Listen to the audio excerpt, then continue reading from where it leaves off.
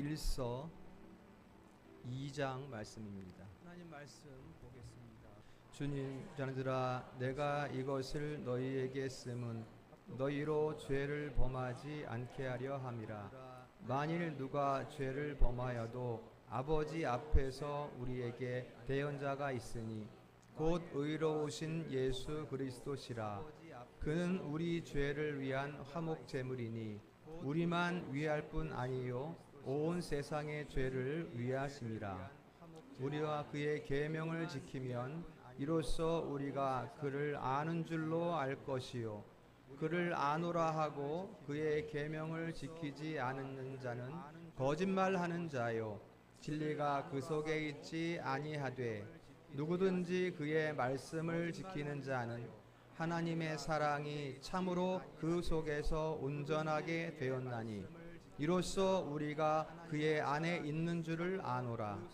그의 안에 산다고 하는 자는 그가 행하시는 대로 자기도 행할지니라. 아멘. 오늘 본문은 요한 1서입니다. 사도 요한의 편지이고요. 사도 요한은 총 5권의 성경을 기록을 했습니다. 먼저 우리가 가장 먼저 읽게 되는 복음서 요한복음이 있고요. 그 다음에 사랑의 권면이 넘쳐나는 요한 1, 2, 3서가 있고요. 그 다음에 요한이 반모섬에 유배되었을 때에 하나님께서 마지막 때에 일어날 일들을 알려주신 요한계시록, 그걸 사도 요한이 기록을 해서 총 5권의 성경이 있습니다. 이 요한은 예수님의 제자가 되는 당시에 우레의 아들이라는 굉장히 성격이 급한 이런 사람이었는데, 예수님을 만나서 이제 예수님이 누구신가를 안 후에, 깨달은 후에는 이제 요한 이 서신을 기록할 때는 사랑의 사도라는 이런 이름을 얻게 됩니다. 그러니까 예수님을 만나면 그 사람이 어떻게 변화되는가를 우리에게 보여주고 있다 말씀을 드릴 수가 있겠습니다. 그러한 사랑의 서신 요한 1 보여주고 있다 말씀을 드릴 수가 있겠습니다. 그러한 말씀입니다. 우리가 오늘 본문을 읽었지만 읽으면 읽을수록 사랑이 묻어나는 그런 내용이 아닐 수가 없습니다. 오늘 본문을 세 부분으로 나누어서 우리가 볼 수가 있습니다. 먼저 1절과 2절은 지금 이제 사도 요한이 지금 서신을 쓰는 것은 우리로 하여금, 서신을 받는 우리로 하여금 죄를 짓지 않게 하려는 것이다, 이렇게 말한 후에, 그러나 우리가 죄를 짓는다 해도 우리에게는 대언자가 계시다, 이렇게 말을 해요. 우리는 죄를 지으면 안 되지만 혹 죄를 짓는다고 해도 대언자가 계시다. 그 대언자가 누구냐? 그는 의로우신 분이신데 바로 예수 그리스도시다. 그리고 그가 어떤 일을 하셨는가? 우리를 위한 화목 제물이 되셨다, 이렇게 1, 2절에서 말씀하고 있습니다. 그 다음에 3절과 4절은 우리가 그의 계명을 지키면, 그가 누구예요? 우리를 위한 화목 제물 되신 그 예수 그리스도의 그 계명, 곧 말씀을 지키면 그때 우리가 그리스도를 아는 것이요, 이렇게 말합니다. 그러니까 만일 그를 안다고 하면서 말씀을 지키지 않는 자는 거짓말하는 것이다. 그에게는 진리가 없다, 이렇게 3절과 4절에서 말씀하고 있습니다. 그러니까 여러분, 내 안에 진리가 있는 것을 어떻게 알아요? 내가 말씀을 지키고 있나, 말씀을 따라 살아가고 있나, 이것을 보면 내 안에 진리가 있는가 없는가를 알 수 있다, 이렇게 말씀하고 있는 것이죠. 아무리 나는 알아, 나는 잘 알아 라고 말을 해도 그 말씀대로 살지 않으면 그 사람 안에는 진리가 없는 것이다. 그리고 5절, 6절에는 바로 그때 곧 말씀을 따라 살아서 그를 알고 우리 안에, 내 안에 진리가 있는 그때에 어떻게 되느냐? 하나님의 사랑이 우리 속에서 온전하게 된다. 이렇게 5절과 6절에서 말씀합니다. 여러분 이 부분 잘 기억하셔야 돼요. 내가 온전해지는 것이 아니라 하나님의 말씀이 내 안에서 온전해지는 거예요. 하나님의 말씀이 내 안에서 온전해짐으로써 이제 내가 온전한 사람이 된단 말이죠.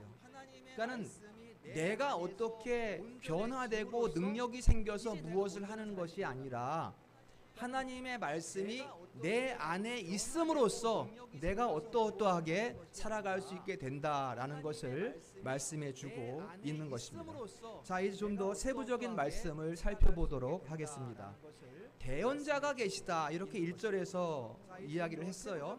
1절에 다시 보면 우리가 죄를 지어서는 안 되지만 연약한 피조물이기 때문에 죄를 지을 수 있다. 그렇지만 죄를 짓는다고 해도 죄를 짓지 않을 수 없는 상태라는 거예요. 우리의 상태가 죄를 지으면 안 되지만 우리가 누군데요?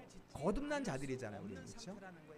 예수 믿어 구원받은 자들인데 구원받은 자들임에도 불구하고 죄를 지을 수 있다는 것을 말씀해주고 있습니다. 그렇다고 우리가 뭐 다 용서받으니까 오늘 죄 짓고 뭐 회개하면 되지. 우리가 일부러 죄 짓진 않잖아요. 거듭난 사람들은 그렇게 살지 않거든요. 거듭나지 않은 사람들은 영 죄인이지만 거듭난 사람들은 의인이면서 동시에 죄인의 삶을 산다 라는 것을 말씀해주고 있어요. 본질은 거듭난 자녀예요.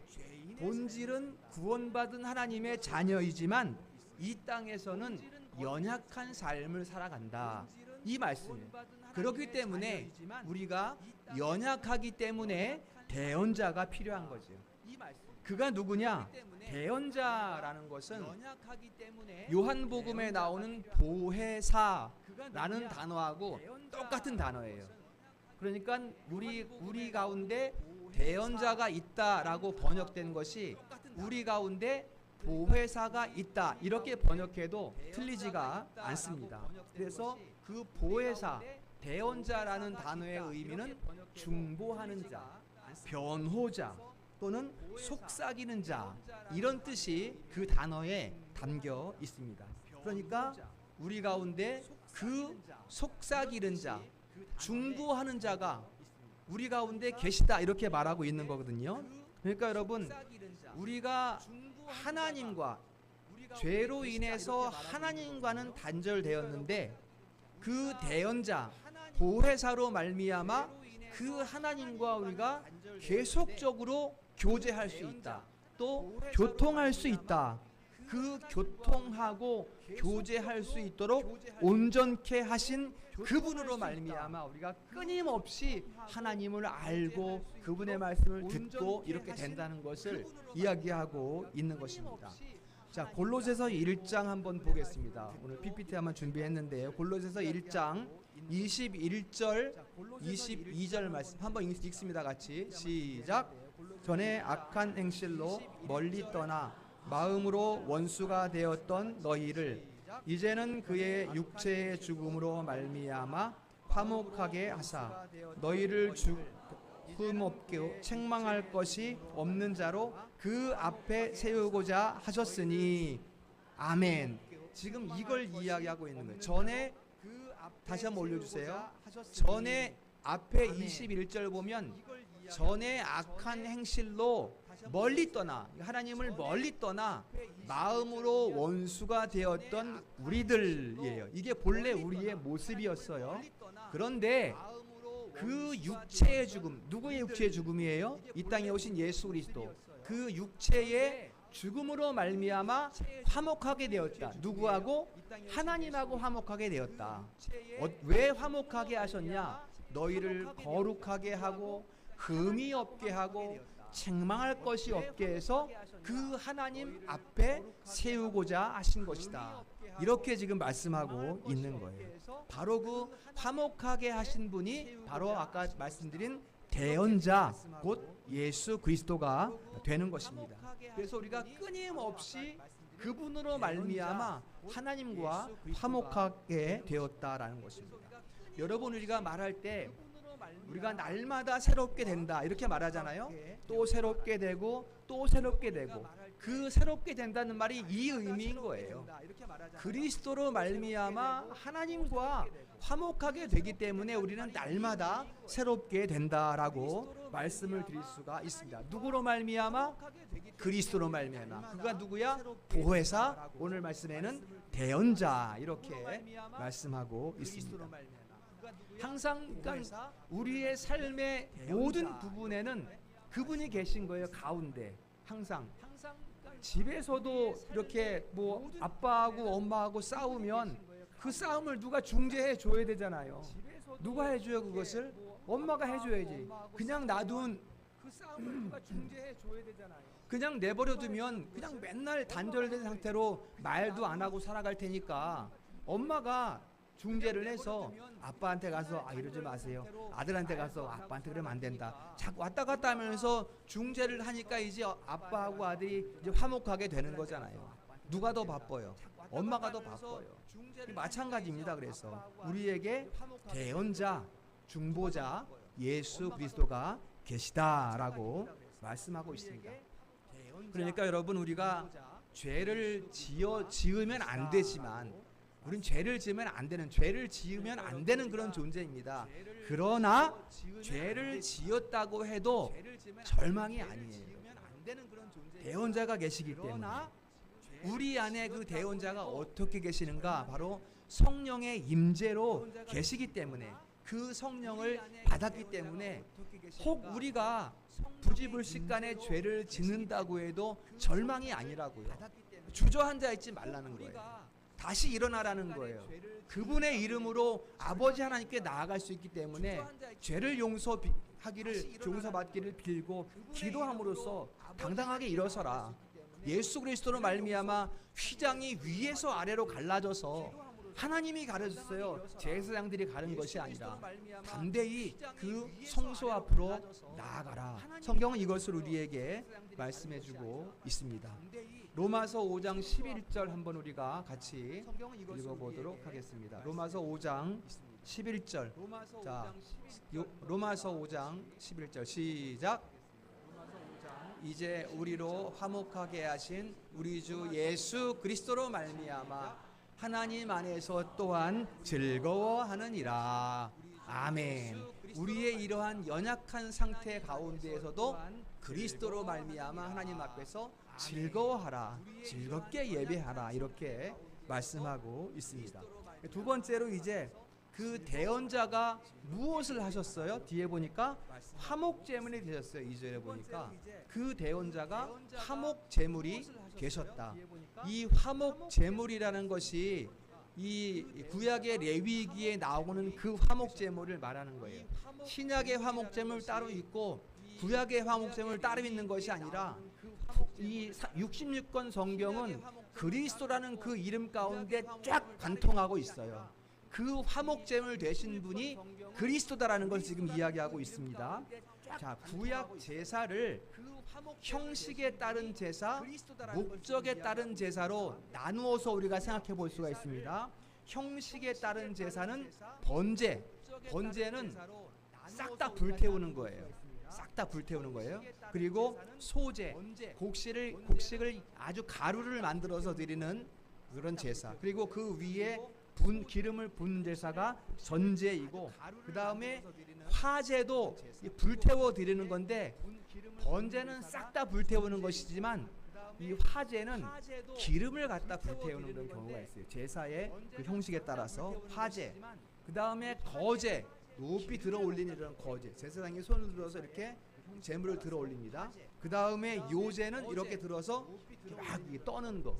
예수님께서 그 십자가에서 막 정말 몸이 떨리는 그런 고통이었잖아요. 그러니까 이 모든 제사는 뒤에 또 말씀드리겠지만 예수 그리스도께서 다 치루신 그런 제사란 말이에요.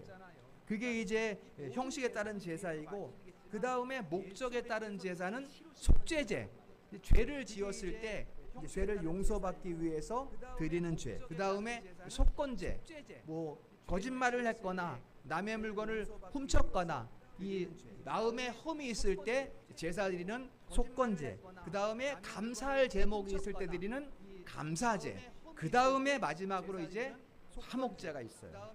자, 이렇게 구약의 제사를 구분할 수 있는데 그 중에 화목제는 언제 드리는가?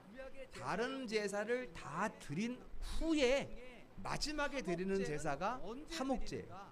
자, 여러분, 다 드린 후에 마지막에 드린다는 의미가 뭘까요? 속죄제를 드려서 내가 죄를 용서함 받았을 때 드린다. 속건제를 드리고 허물을 용서함 받았을 때 그 후에 이제 화목제를 드린다. 그런 의미가 되는 거예요. 자, 좀 더 보겠습니다. 이 화목제를 어떻게 드리는가 하면 이제 화목제를 드리고 싶은 그 백성이 이제 제물을 가지고 오면 이제 이 제사장이 그 짐승을 잡아서 제사를 먼저 드린 다음에 그 피는 제단에 뿌려요. 그리고 기름은 거두어서 화제로 태워드립니다. 화제로. 아까 화제 말씀드렸죠? 그리고 여러분, 마지막까지 우리 이 호흡하는 생명을 유지시키는 게, 마지막까지 유지시키는 게 그 기름과 피예요.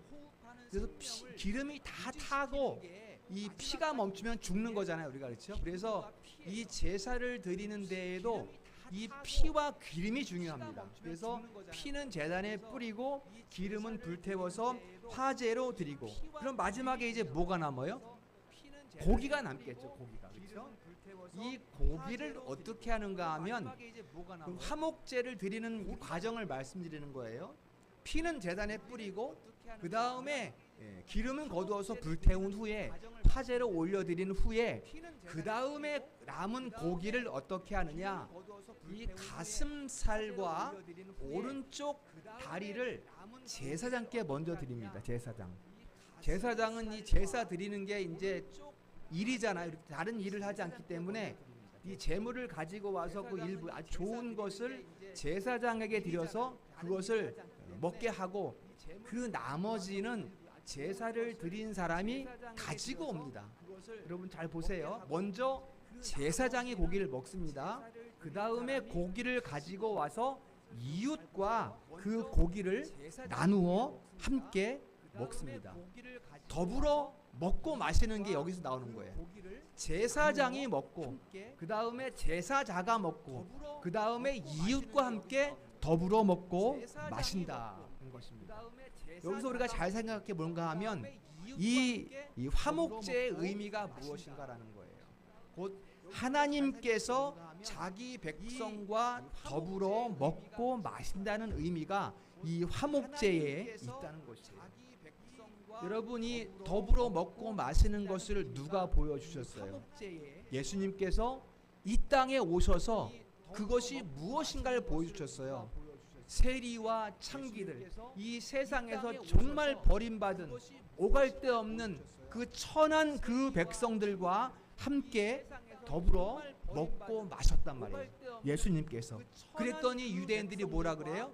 아유, 저 먹기를 탐하는 자, 아이고 저 마시기를 탐하는 자, 이렇게 별명을 붙였잖아요.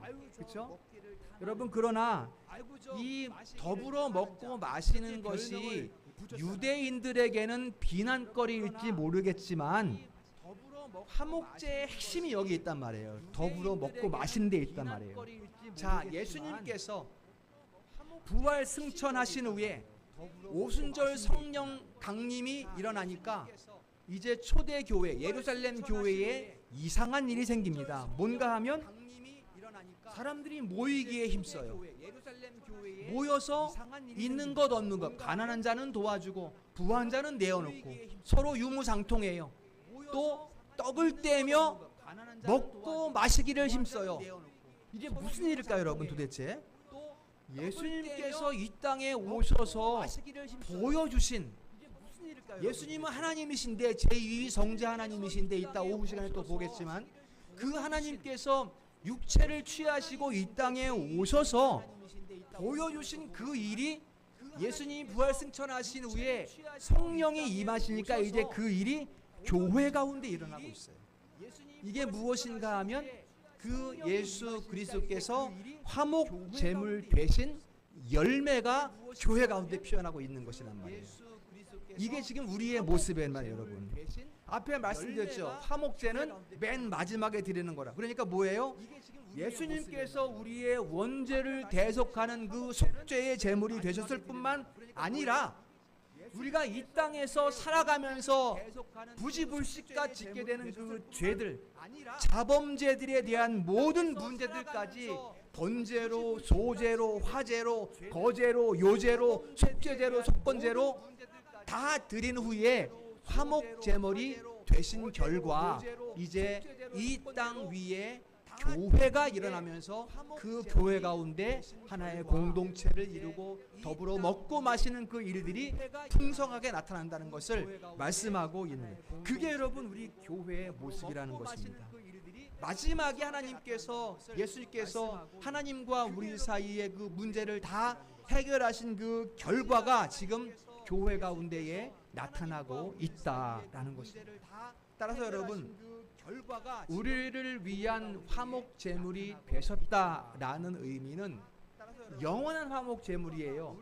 구약에는 그때만 계속해서 화목제를 드려야 했지만 이제 그 이위 성자 하나님께서 이 땅에 오셔서 영원한 단번에 드리신, 히브리서에 보면 단번에 드리신 그 제물이 되셨기 때문에 이제는 우리는 영원한 하나님의 자녀가 되었다라는 것을 말씀해주고 있습니다.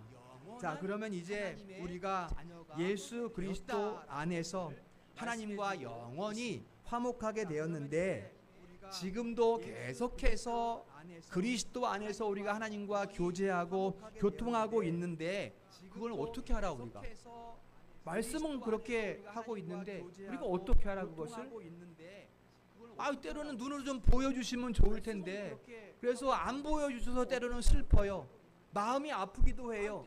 보고 싶어요. 그래서 예수님께서 제자들과 함께 이 땅을 십자가에 달리시기 전에 제자들과 함께 무엇을 하셨어요? 제자들과 더불어 먹고 마시는 표를 주셨어요. 그게 뭐예요? 성찬이에요. 성찬. 그게 표란 말이야. 영적으로 우리 가운데 임재하셔서 우리와 함께 더불어 먹고 마시는 표가 바로 성찬이다. 그 표를 예수님께서 이 땅을 떠나시기 전에, 십자가에 달리시기 전에 제자들에게 알려주셨어요.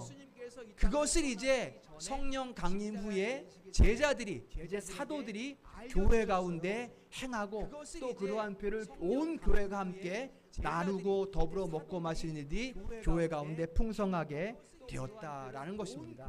여러분, 이게 우리 지금 저와 여러분들의 신앙의 상태가 이 모습인 거예요. 여러분, 조금 누가 조금 잘하고 누가 조금 못하고 그럴 수가 있습니다. 그러나 우리 모두는 하나님의 자녀이고 하나님과 화목하게 된 그러한 존재라는 것을 성경은 우리에게 말씀하고 있어요. 그러니까 여러분 과일 하나 따먹는 거 이런 건 문제도 아니란 말이야, 여러분. 우린 계속 죄 짓잖아, 여러분. 나는 죄를 안 짓고 살 겁니다 라고 하나님께 고백을 해도 또 죄를 짓게 되잖아요. 무의식 중에 마음의 죄를 짓고 또 생각의 죄를 짓고 습관적으로 죄를 짓고 거짓말도 하고 미워도 하고 다투기도 하고 죄를 짓잖아요. 그러나 그러한 것들이 문제가 되지 않는다. 그러한 죄를 지음에도 우리가 주저앉아서 탄식하면서 아이고 나는 틀렸어, 나는 안 돼, 그러지 않는 이유가 뭐예요?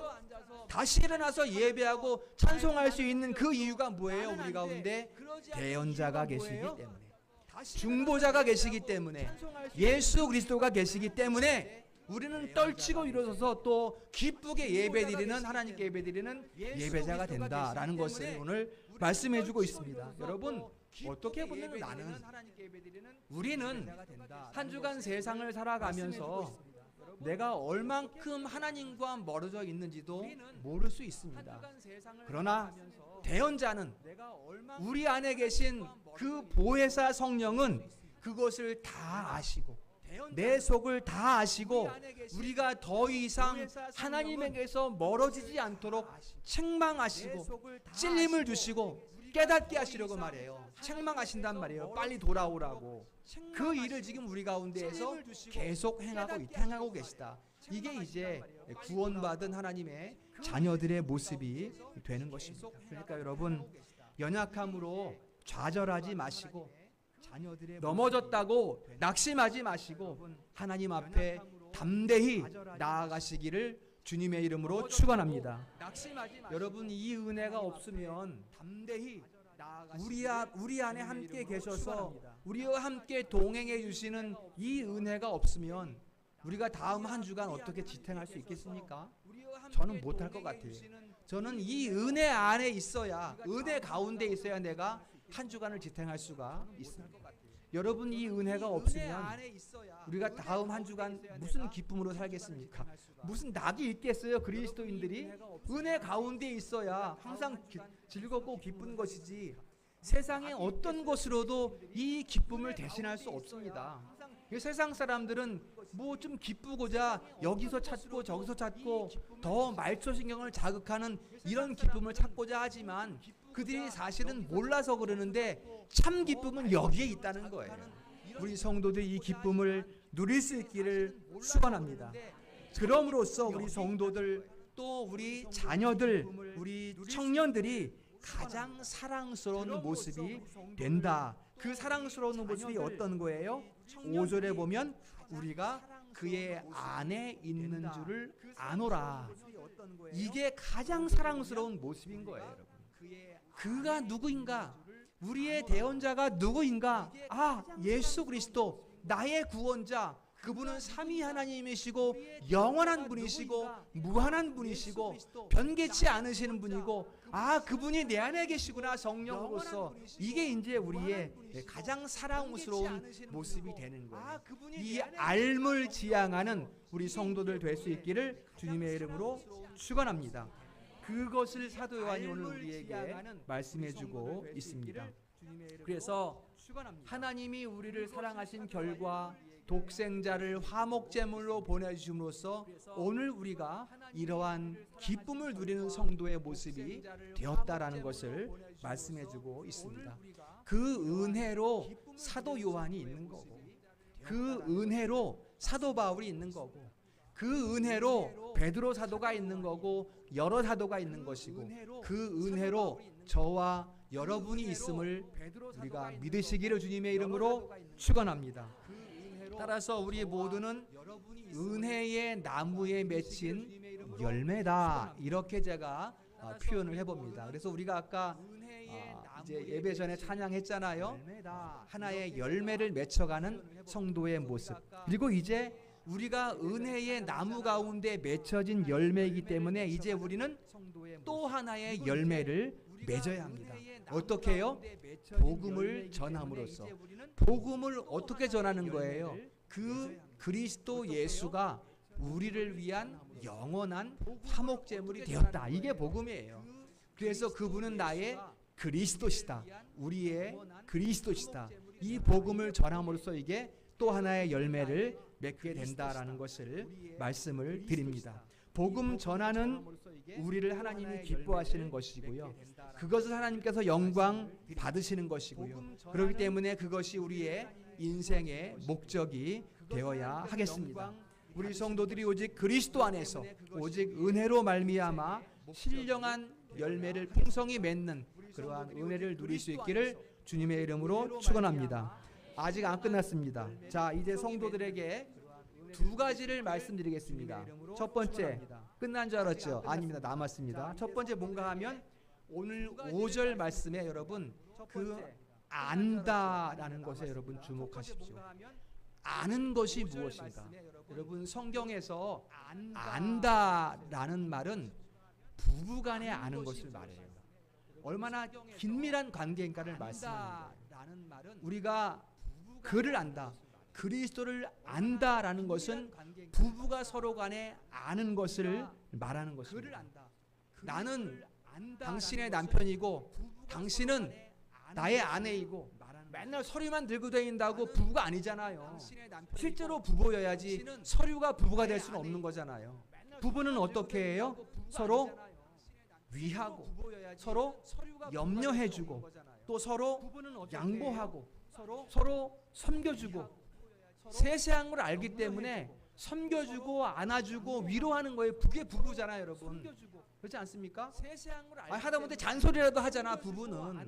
그렇잖아요. 뭔가 당신 잘못했어 이렇게 하면 안 되라고 말하는 게 부부잖아요. 아무나 그렇게 옆집 아저씨가 당신 잘못했어 이렇게 하면 큰일 나는 거 아니겠습니까? 그러니까 책망이라도 한단 말이야, 부부는. 그게 이제 안다라는 의미이다. 그래서 오늘 3절에 우리가 계명을 지키면 그를 아는 줄로 알 것이요 이렇게 말한단 말이에요.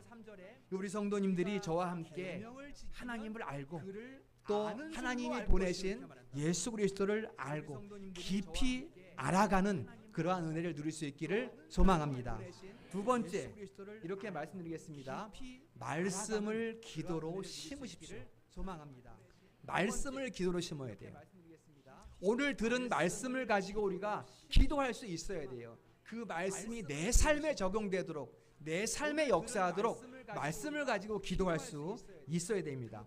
여기에서 이제 놀라운 삶의 질서가 생기는 거예요. 말씀이 내 삶에서 열매 맺힐 때 내 삶의 질서가 생겨요. 이전의 삶은 다 없어지고 이제 그 말씀 안에서 새로운 삶의 질서가 생기게 되는 것입니다. 그리고 거기에서 이제 내가 예수 그리스도를 안다라는 고백이 시작되는 것입니다.